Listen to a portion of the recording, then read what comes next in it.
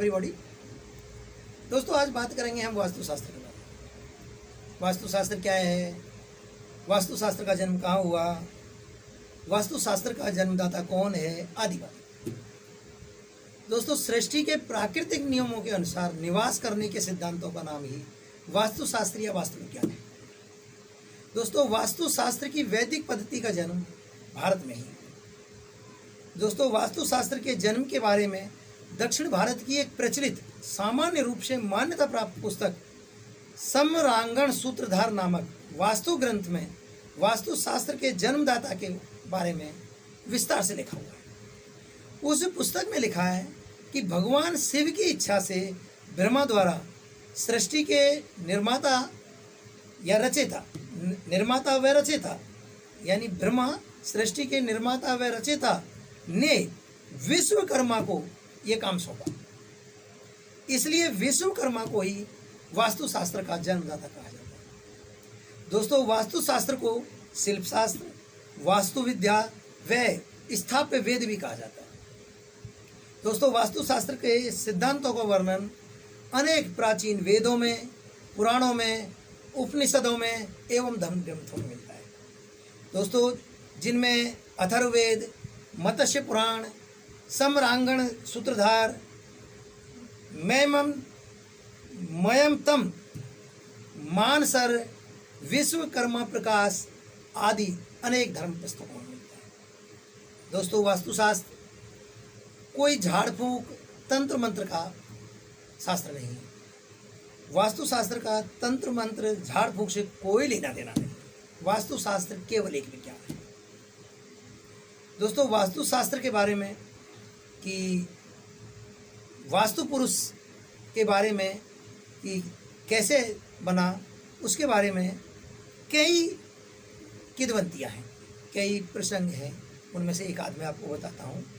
दोस्तों कहा जाता है कि प्राचीन काल में त्रेता युग के समय में एक महाभूत यानी एक विशालकाय प्राणी पैदा हुआ तथा उसने अपने शरीर को संपूर्ण भुवन पर लुटा दिया माने लिटा दिया, अर्थात वो सो गया।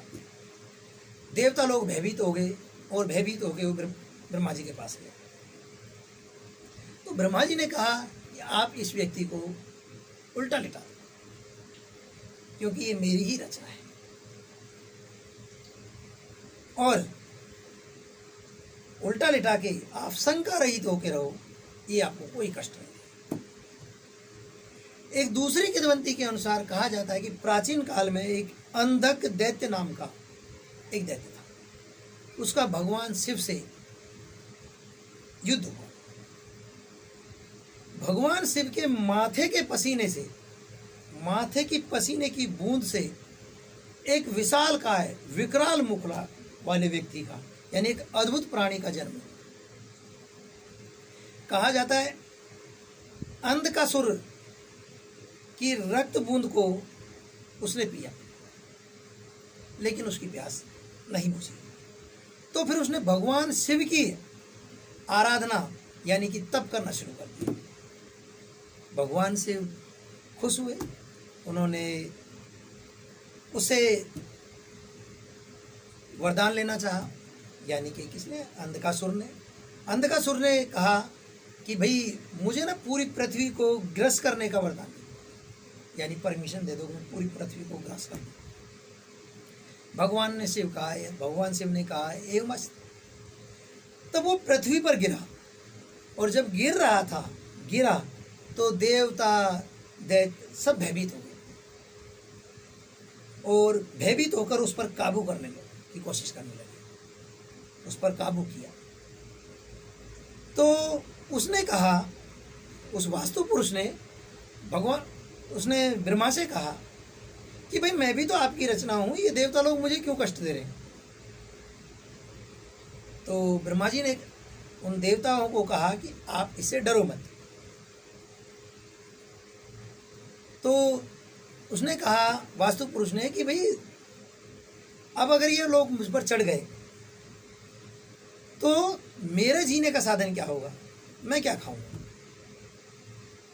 तो ब्रह्मा जी ने कहा कि जो लोग भी नया मकान बनाएंगे, कुआं खोदेंगे, महल बनाएंगे, बाड़ी यानी कि जिनको बाग कहते हैं, बाड़ी बनाएंगे, यानी कुछ भी नया निर्माण करेंगे, तब आप यानी इस वास्तु पुरुष की पूजा होगी।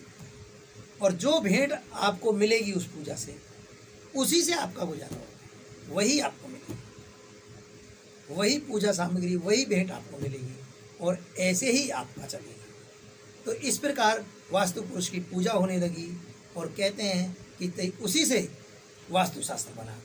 आज भी हम नया मकान बनाते हैं, नया कुआं खुदवाते हैं, नया महल बाड़ी बनवाते हैं, जो भी करते हैं तो वास्तु पुरुष की पूजा की जाती है।